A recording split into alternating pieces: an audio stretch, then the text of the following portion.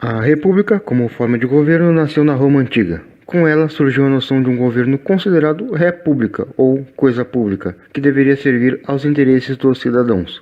No final do século XVIII, com a Revolução Francesa, o conceito de república se uniu às ideias de liberdade e democracia, e a construção do regime republicano passou a ser associada aos direitos civis e políticos conquistados pelos revolucionários franceses. No Brasil, a República foi o resultado de uma aliança entre os setores do exército e das elites econômicas e políticas do país no final do século XIX. Ou seja, a nossa República foi estabelecida para atender aos interesses de uma pequena elite dominante. Desde seu início, o uso da coisa pública, ou seja, do Estado, em benefício de interesses privados e em prejuízo da coletividade marcou a República Brasileira. Os escândalos de corrupção, por exemplo, representam apenas uma pequena parte dos problemas dessa república, retirada de seu sentido público.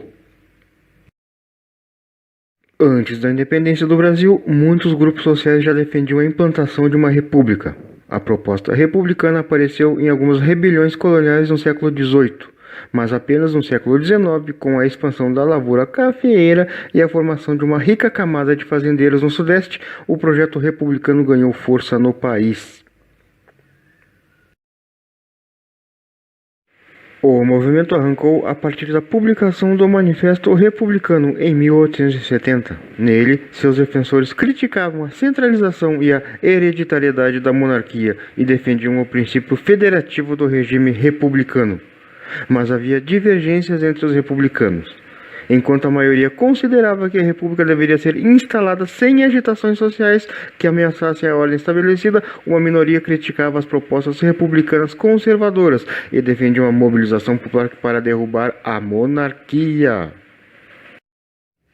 O movimento republicano só se transformou em uma força decisiva quando a monarquia perdeu o apoio dos grupos que a sustentavam, a Igreja Católica, os militares e os cafeicultores do Vale do Paraíba.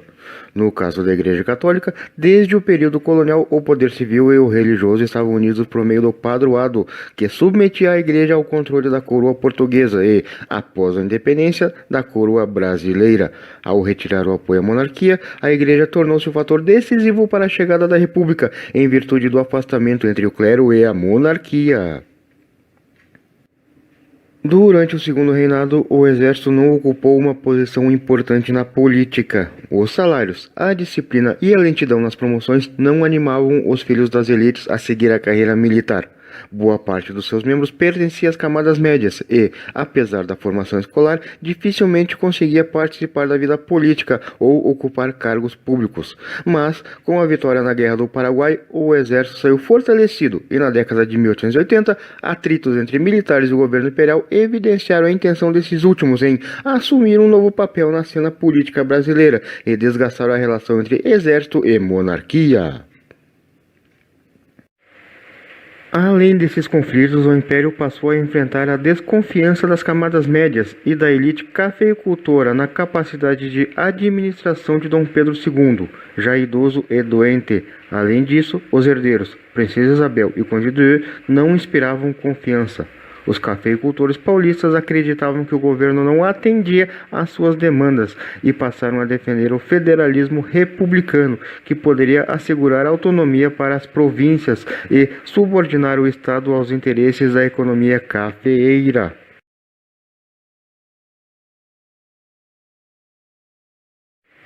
O isolamento da monarquia se acentuou após a abolição da escravatura em 1888. A Lei Áurea não previa indenização aos proprietários, o que desagradou a elite escravista, representada pelos cafeicultores do Vale do Paraíba. Militares e republicanos civis passaram a realizar reuniões conspirativas com frequência. O governo perdeu sustentação, o que incentivou a conspiração e, na manhã do dia 15 de novembro de 1889, o Marechal Deodoro da Fonseca marchou com as tropas para o Ministério da Guerra. A República foi proclamada e o imperador não resistiu. O golpe do dia 15 de novembro, então, resultou de uma ação isolada do exército, apoiada por um pequeno grupo de republicanos civis.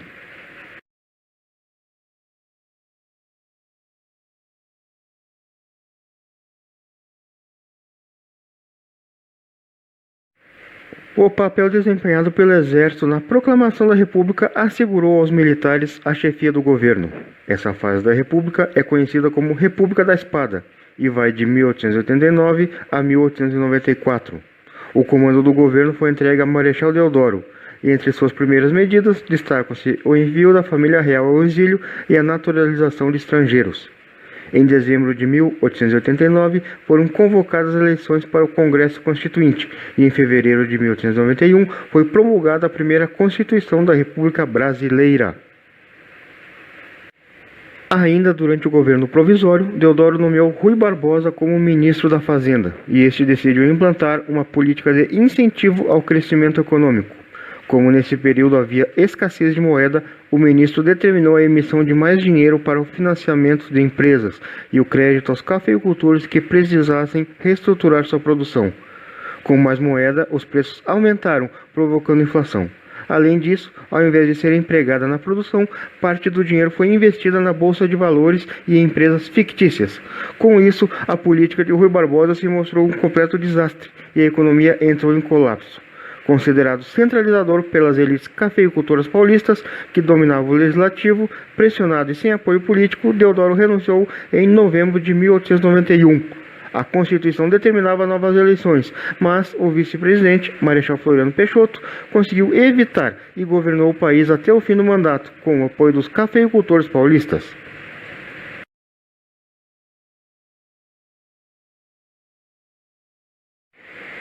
Entre 1894 e 1898, após a eleição direta, a presidência da República foi ocupada por Prudente de Moraes, membro da elite cafeicultora paulista. Seu governo foi instável, porque as elites brasileiras não tinham conseguido estabelecer as bases de um novo regime político, o que gerava muitas disputas de poder. Essa instabilidade só foi constituída no governo de seu sucessor, o também paulista Campos Salles.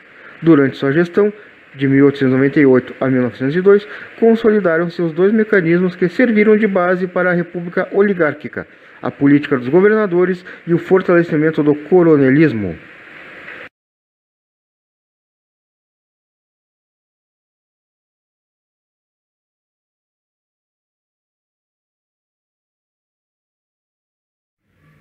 A política dos governadores era um mecanismo político segundo o qual os grupos dominantes de cada estado apoiavam as políticas do governo federal, que, em troca, favorecia esses grupos e dificultava a ação de seus opositores.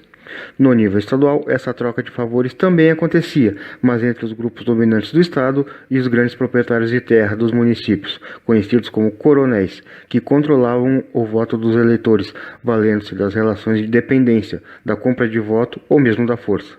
Assim, garantiam que fossem eleitos apenas os candidatos que lhes interessassem e que agradassem às oligarquias que detinham o poder político do Estado, que por sua vez trocavam apoio com o governo central. Esse fenômeno ficou conhecido como coronelismo.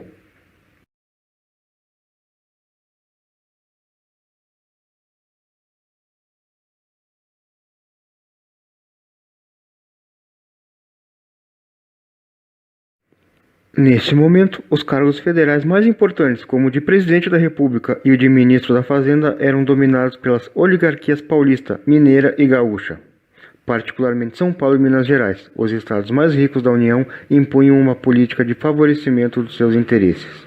A hegemonia de paulistas e mineiros na presidência da República ficou conhecida como política do café com leite. É preciso, porém, relativizar o poder dessa frente oligárquica, pois outros grupos políticos oligárquicos faziam parte do jogo de alianças e determinavam, em conjunto com mineiros e paulistas, os rumos políticos e econômicos do país.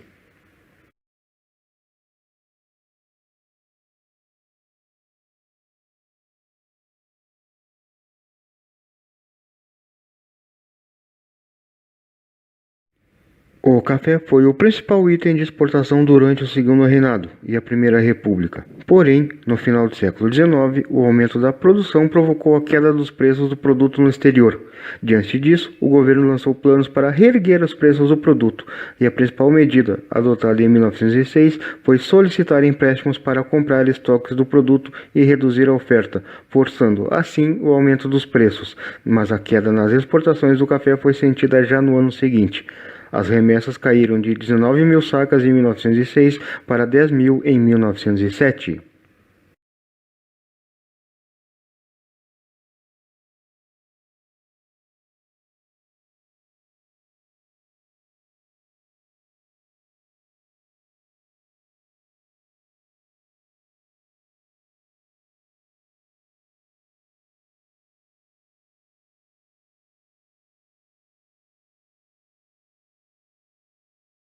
Ao final do século XIX, ainda predominavam no Brasil características do período colonial, como o latifúndio, a monocultura e as técnicas rudimentares de produção. A abolição da escravidão e a implantação do trabalho assalariado não trouxeram a garantia de direitos nem a proteção ao trabalhador. A combinação entre baixo desenvolvimento econômico, superexploração dos trabalhadores e regime político eleitoral excludente deu origem a movimentos sociais baseados na religiosidade popular, com líderes messiânicos, tais como Canudos e o Contestado, e ao chamado banditismo social, como os cangaceiros.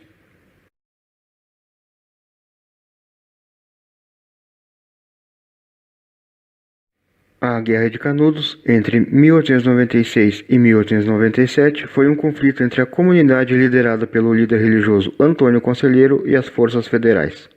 Inconformado com as mudanças causadas pelo surgimento da República, como a separação entre Igreja e Estado e o casamento civil, Conselheiro peregrinava pelo interior do Nordeste, com mensagens religiosas e aconselhamento aos sertanejos, por isso o apelido.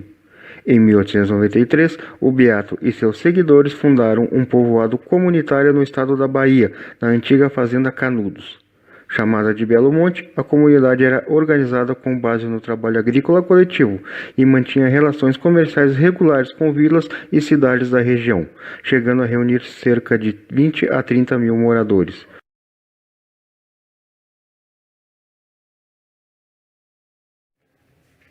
À medida que Canudos cresceu, os fazendeiros passaram a notar a falta de mão de obra e a igreja começou a perder fiéis.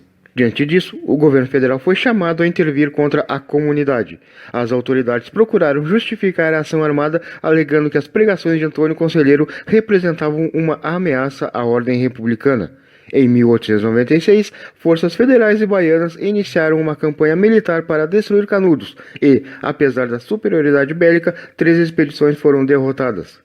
Canudos só foi destruída na 4ª expedição, que contava com mais de 10 mil homens fortemente armados, e após 3 meses de combate, em 5 de outubro de 1897, a maior parte de seus habitantes foi morta. O movimento liderado por Antônio Conselheiro se insere no fenômeno chamado de messianismo.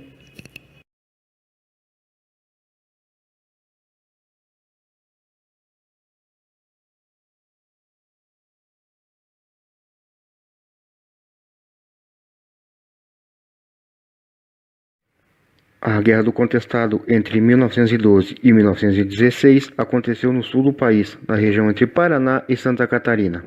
No início do século XX, muitos agricultores e poceiros se estabeleceram nessa região, mas, ao longo dos anos, seus territórios foram sendo ocupados por fazendeiros interessados em erva mate e madeira.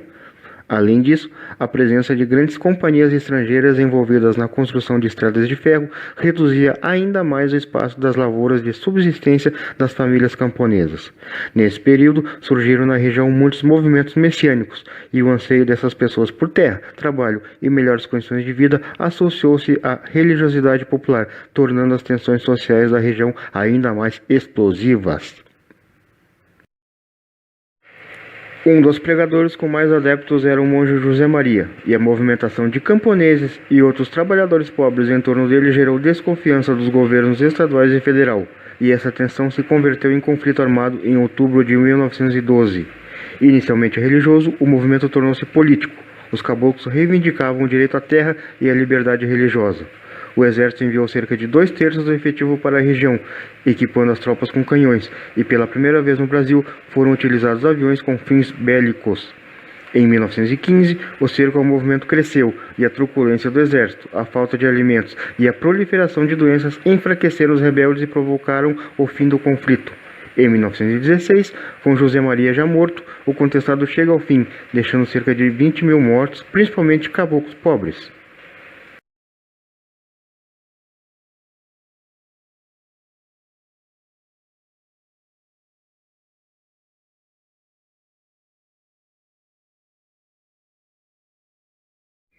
Outra forma de expressão das tensões sociais no campo nessa época, especialmente no sertão nordestino, foi o cangaço, nome dado à ação de grupos armados que, entre os anos de 1870 e 1940, percorriam a região atacando fazendas e grandes estabelecimentos comerciais. Os cangaceiros despertavam medo e exerciam fascínio sobre os camponeses, que se sentiam, de certa forma, vingados dos desmandos dos grandes proprietários de terras. O mais conhecido dos cangaceiros foi Virgulino Ferreira da Silva, o Lampião, cujo grupo durou quase 20 anos, até 1938, quando foi localizado na fazenda Angicos, em Sergipe. Lampião, sua companheira Maria Bonita e mais 9 cangaceiros foram mortos e decapitados pela polícia.